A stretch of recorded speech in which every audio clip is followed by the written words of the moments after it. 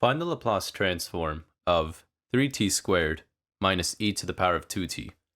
So we can apply linearity to split this up and make it easier to solve, where it becomes 3 times the Laplace of t squared.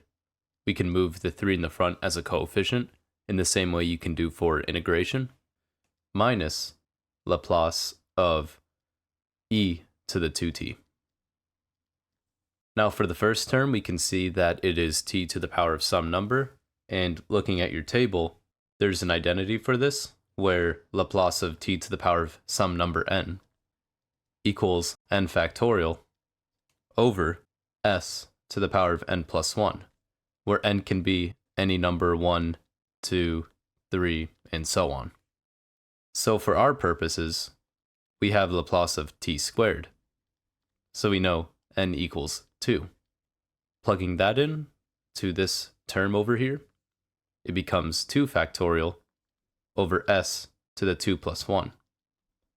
This is 2 times 1 over s to the 3, which is 2 over s cubed. That's the first part. Now for the second part, we can see that it's the Laplace transform of e to the something power. Again, from our table, we have e to the at, where a is any coefficient, and this equals 1 over s minus a. In our problem, we have e to the 2t, so you can quickly tell that a equals 2. Plugging that into this fraction, it's now 1 over s minus 2.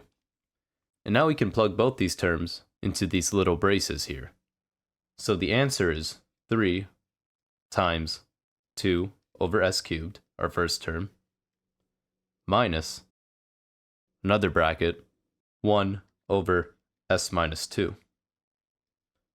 So our final answer is 6, since you multiply 3 and 2 together, over s cubed minus 1 over s minus 2.